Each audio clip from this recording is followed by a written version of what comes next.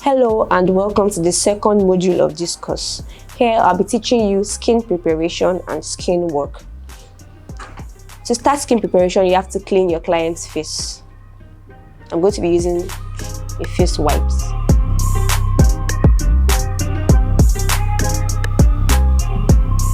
Don't forget the corners of our eyes and the corners of our nose. Also clean the neck of your client.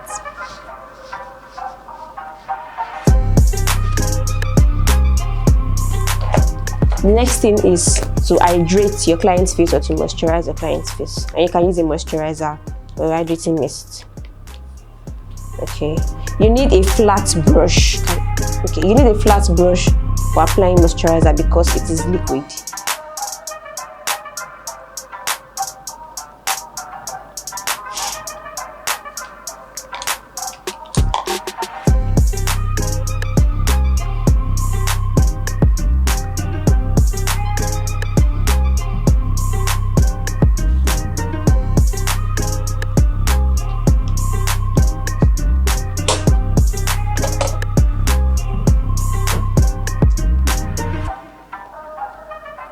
The work of a moisturizer is to make the face look hydrated.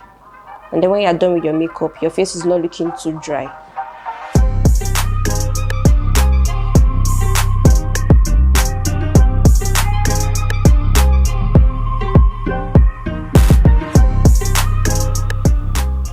After this step, you have to wait for the moisturizer to dry off before going to the next step.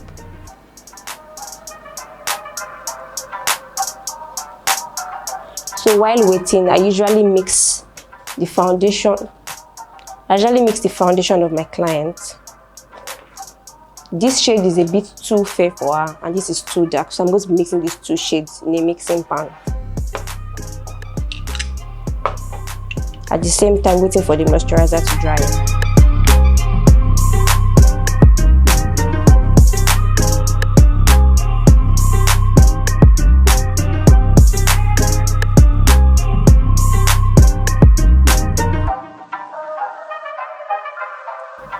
So as you're mixing, you're supposed to be comparing your mixture to the shade of your client and see the one that fits. You need to add more of the lighter foundation.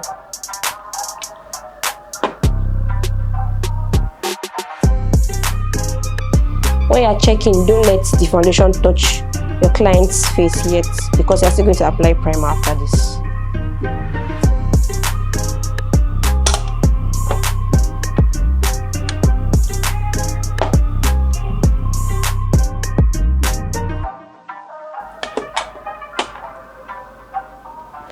So the next step after moisturizer is to prime the face, and you can use a mattifying primer. So the next step is to use a mattifying face primer on your client's face. Yeah, so this is the type of brush I'm going to use. It is compact and I like the fact that it's pointed. It is easy to blend because this product is not so liquid as the moisturizer.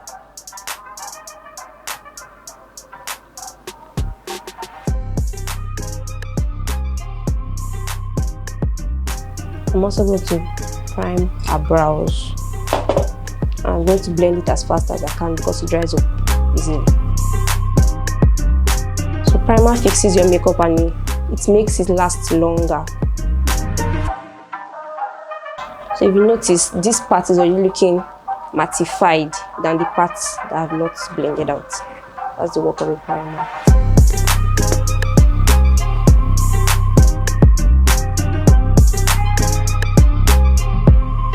If your model has an oily skin, you might have to apply more primer.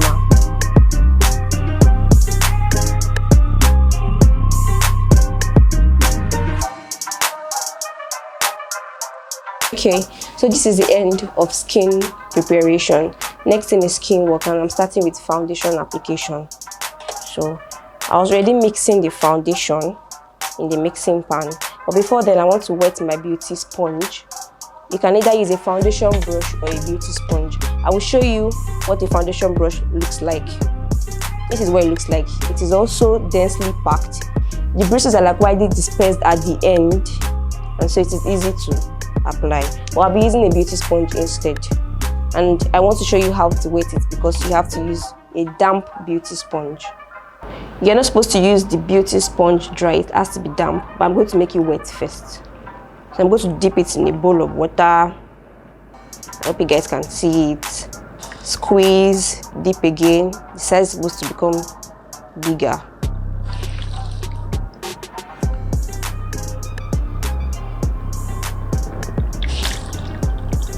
Okay. So it is bigger than when I just dipped it in. Wet it with a paper towel or with tissue paper. Okay, so I'm just going to wrap around it and squeeze again. This is a damp sponge.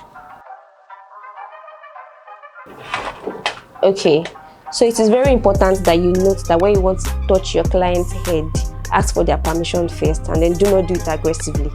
So you like gently hold if they give you the permission. So I'll start by applying foundation on my client's face. Are you okay? Don't worry. So I start from the jaw level.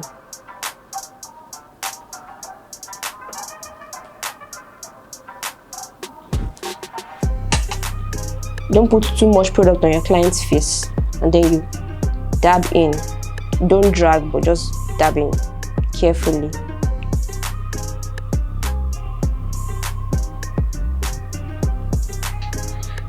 So it's like you're dabbing and you're moving around your client's face, but don't drag.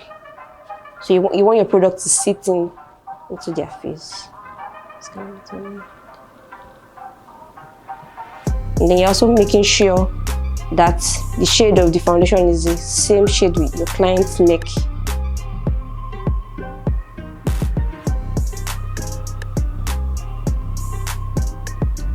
And then whenever you want to blend the underneath of your client's eyes, ask her to look up. Okay, so it is easy to blend that part.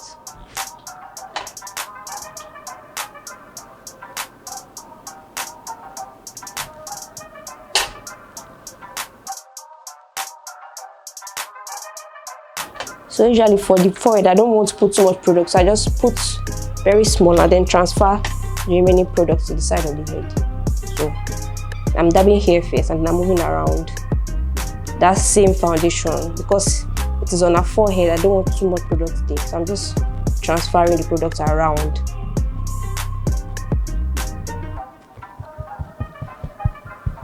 So you can compare with the other half of the face. Okay, I'll do the other half now.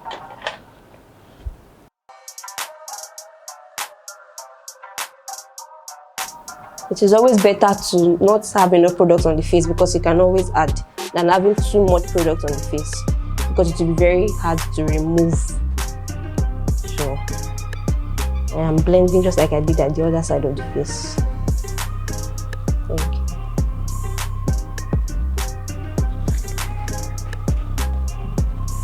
Push your lips. Yeah.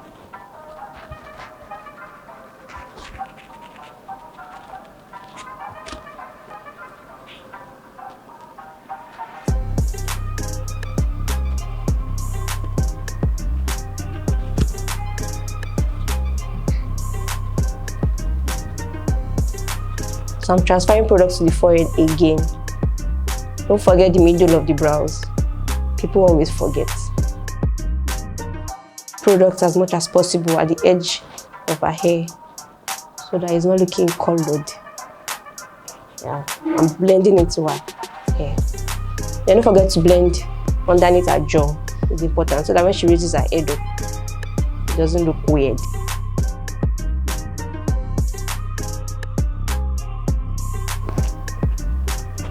So you can always come back to assess what you are doing so that you can see if you need to adjust anything or not. Alright. So before I go on, I want to put lip balm on her lips to make her lips soft and to help me in my lipstick application when I'm when I want to apply it. I want to apply the lip balm on her lips, and I'm going to be using this very small brush. The bristles are collected, so it will be very easy to apply the lip balm.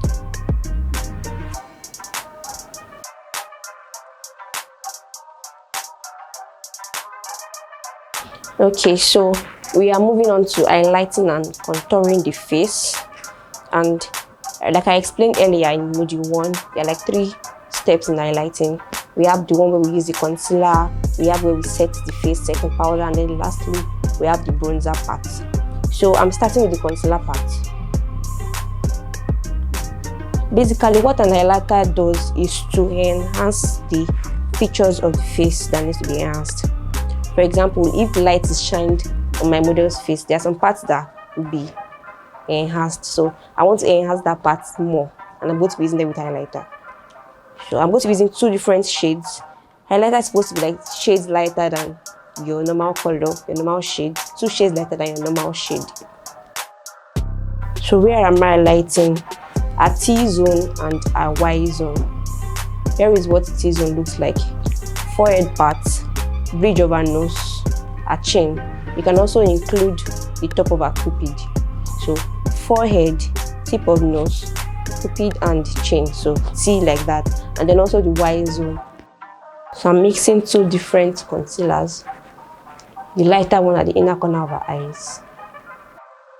So blend upwards because you want her face to have this lift. You don't want it looking downwards. So I'm blending upwards.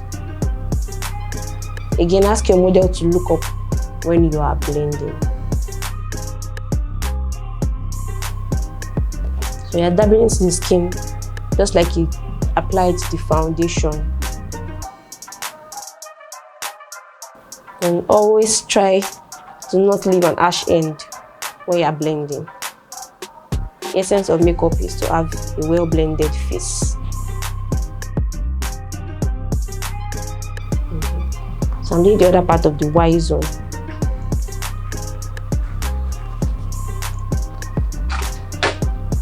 Little amount goes a long way, and there are like various brands of concealers. This one is very waterproof. So as me, she's a bride now and she has to cry on her wedding day. When she cries, the foundation and the concealer will not shift because they are waterproof. So they are blending upwards.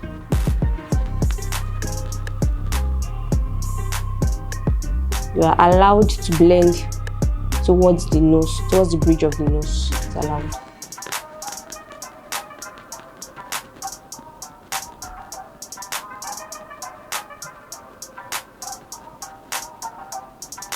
You can also blend towards the corners of our nose. Okay. Okay. Alright, so I'm going to do for the T-zone now.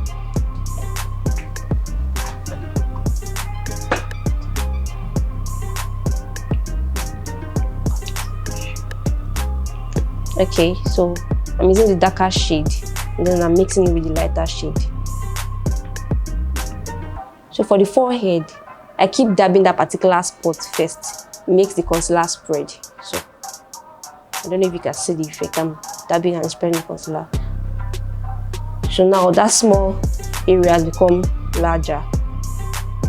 But can you see the harsh lines around? You have to go around to blend it so that there are no harsh lines on the skin. So I'm going around that line, the circle, and I'm blending it out.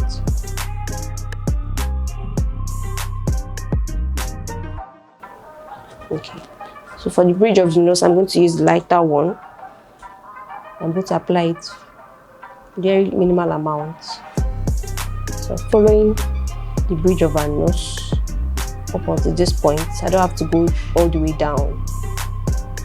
Okay, and then a chin. Just small. And little on our cupid. So that is the mini part of the T-zone. So when I want to blend the bridge of our nose, I'm going to pinch my sponge to allow me blend well. So I'm dabbing and I'm moving upwards. Dabbing, moving upwards, dabbing, moving upwards. Like that. You can start all over to make it well blended. When I get to the middle of our brows, I use my foam to spread the remaining concealer on my foam.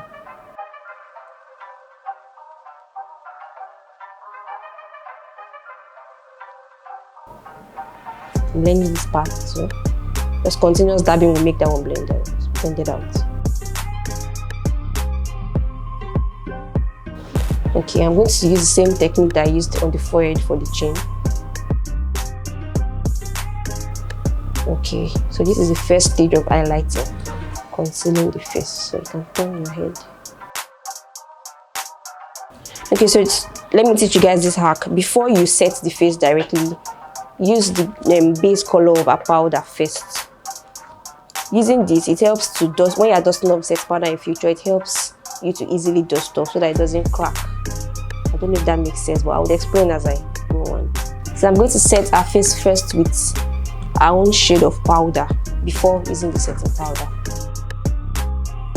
This makes it easy to dust off the setting powder after application. Look up. So you are pressing it into our skin. So okay, the brush I'm using is very fluffy, it's big and wider, but it's not as wide as the normal powder brush. This is smaller, it's like a smaller powder brush, and it can access where I want it to access. Basically, yes, that's why I'm using it.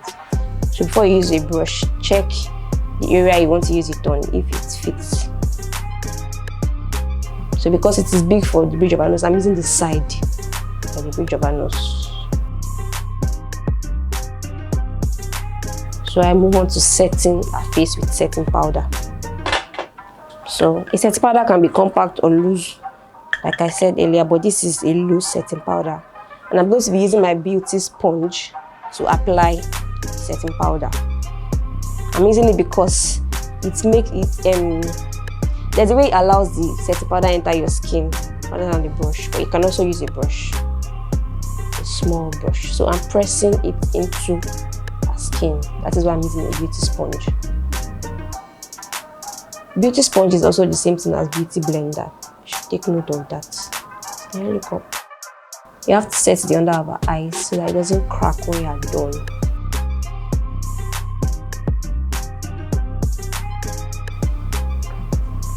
So this is the second stage of highlighting. As you can see, I'm taking the product bit by bit because I don't want to pack too much on her face. I'm setting the corner of her nose too.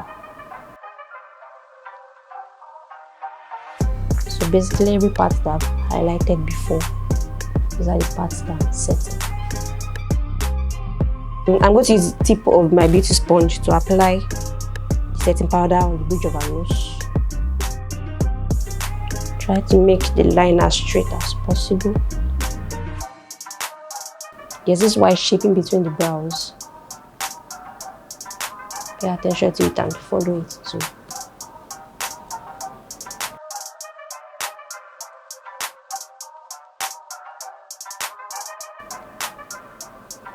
So this is the second part of highlighting the face.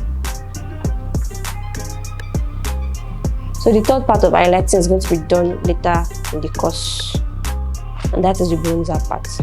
So after highlighting with setting powder, I'm going to contour the face. The contour is like the reverse part of highlighting. So every part that looks darker, like when you shine light on her face, the dark parts of her face are the parts that you want to contour. So when you contour, it enhances the highlighted part of her face.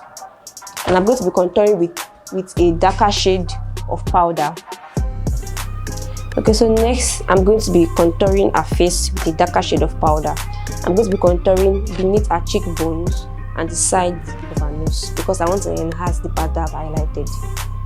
So I'm using this brush because it is angled. I'm working at the side of her face and it is not too full. Yes, too full is already becoming powder brush. So this brush is suitable for me. So I'm mixing these two shades. This one is too dark, that's why. So I wax my model. Yes, other side. Yes. Okay. So beneath her cheekbone, just below the parts that you highlighted. So The landmark is from the tip of her hair towards the corners of her mouth. But you're not reaching the entire part of her mouth. You're reaching just around this area. So I'm dabbing in. I'm trying not to drag. You can also contour the edges of her hair from the earlobe towards the corners of her mouth. We are stopping like three quarter parts. So I usually contour the edges of her hair because you want her face to have the perfect shape. Okay, I'm also going to contour her nose with a smaller brush. It can be angled so if you have one. But I'm using a flat full brush, but it is a smaller version. So I'm using the same shade of powder. I'm going to apply the contour at the side of her nose. It's like you're inflating the nose basically.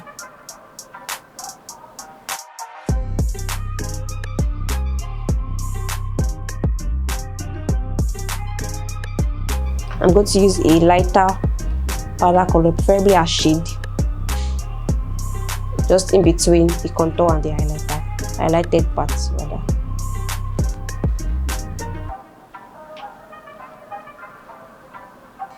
So I'm doing the same thing for the other side of her face.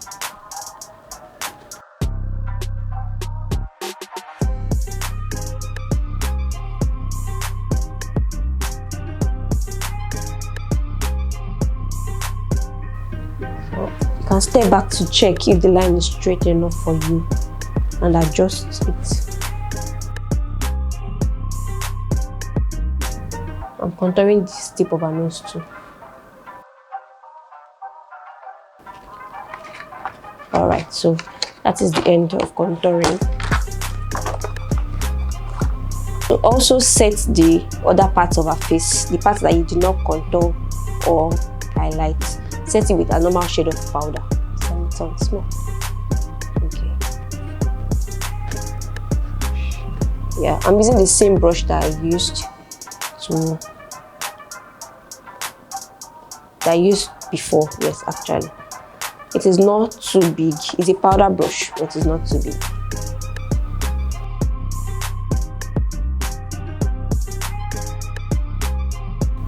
Okay.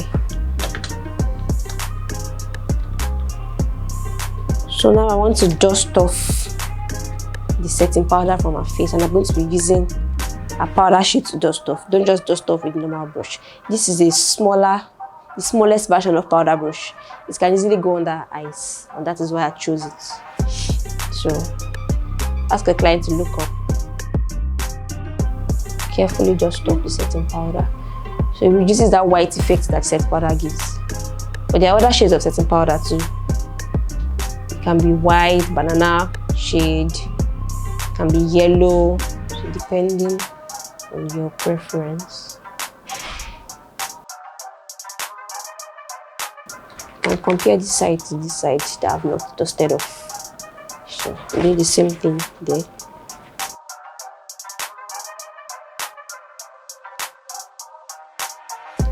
You can actually use a bigger brush too when you are done with underneath the eyes. I'm using this brush because of the part under her eyes, the small part. So you can actually use a bigger brush to dust off. It makes it faster. But most times it doesn't get underneath the eyes, and that is why I was using a smaller brush.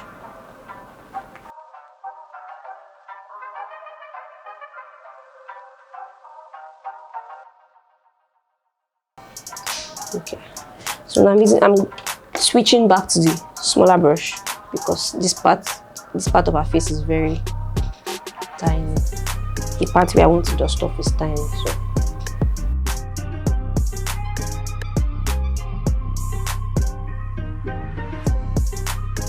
So the next thing is to apply a powder shade generally all over the face. For example, you can see harsh lines here. Sorry, can you turn? between the highlighted part and the contour part. So you want to like generalize everything and make it blended. And I'm going to be using a powder shade with a fuller brush. This is like the biggest brush I have here. So the bigger the better because it's covering a larger part of our face.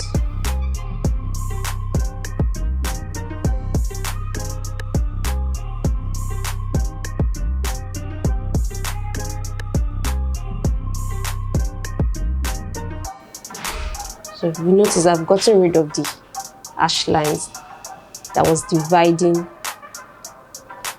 our face. Okay, so I'm going to be using a smaller brush for the areas of our nose. But you're not totally eliminating this because you still have to see the way our face is defined at the end of the makeup. After this step, I'm going to spray our face generously to lessen the effect of powder on our face. Okay, so close your eyes. Ask your model to close her eyes. You don't need to cover our eyes for now because you've not done eyeshadow. Zigzag motion.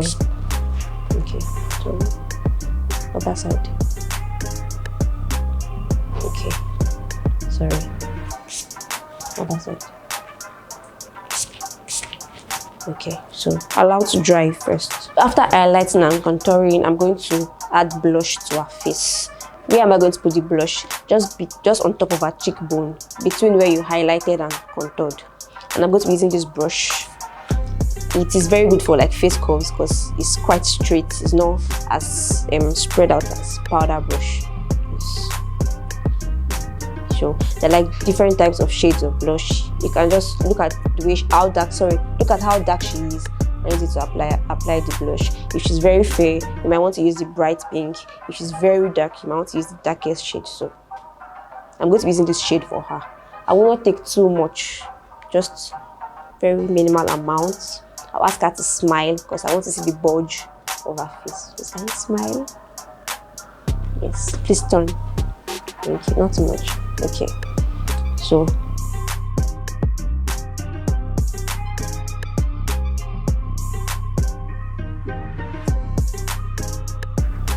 you can also use a cream blush, but you're going to use that one after applying your foundation. This is a powder blush. Okay, so this is all for blush. You can turn to see. Okay, other side. Blush gives the face this healthy glow that is nice. So afterwards, I'm going to the third part of highlighting that I talked about earlier, and that's the part where I get to apply bronzer. So you can either use a fan brush. This is a fan brush because of the way it's spread out, but you can use this brush. It's just a very small eyeshadow blending brush, but you can also use it for bronzer. I'll be using the two, one on one side of our face, the other for the other side of our face. So apart from using a normal bronzer, you can also use a particular color of eyeshadow that looks alike with a bronzer. So I like this shade. I like the effects that it gives me, and I'm going to use this in this video. Okay, so please turn. You ask your clients to smile again. Yes, where are you going to put the bronzer? Just above where you put the blush, from the bulge of our cheeks towards the outer corner of our eyes, this area. So I'm following this pattern so that when light shines on it, that place glows, and then when you enter the room, they're like up nepa. Just kidding. Okay, so please smile. So I like the smaller brush because I can easily control the application of the bronzer. So usually I turn my client's head so that I'll be able to see the amount that I'm adding. So if you have light in front of you, ask your clients to turn your head towards the light so that you can see the amount. If you apply bronzer in the dark, you will not know that you have applied too much when you have, or too little.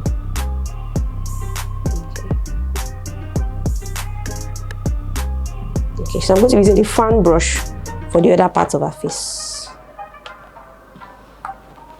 So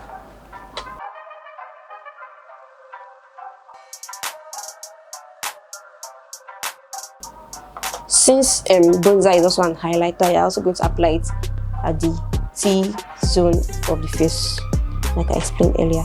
So I'm going to be using this smaller brush because I prefer it. So a chin, a forehead, and the bridge of a nose. That's why you're applying bronzer. So not too much actually, but it also depends on the preference of your client. Some of them want it very loud, some of them want it very subtle. So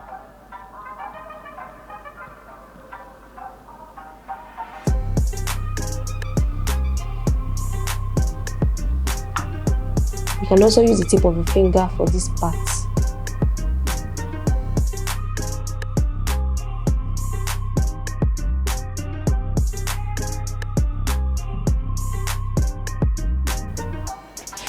Okay, so I'm going to be using the powder brush to blend out the parts that I just applied.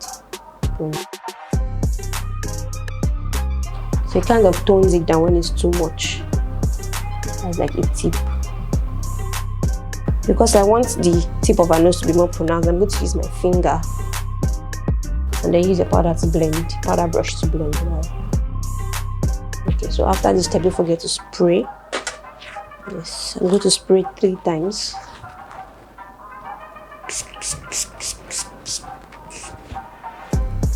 Allow to dry. And we are done with skin work for now.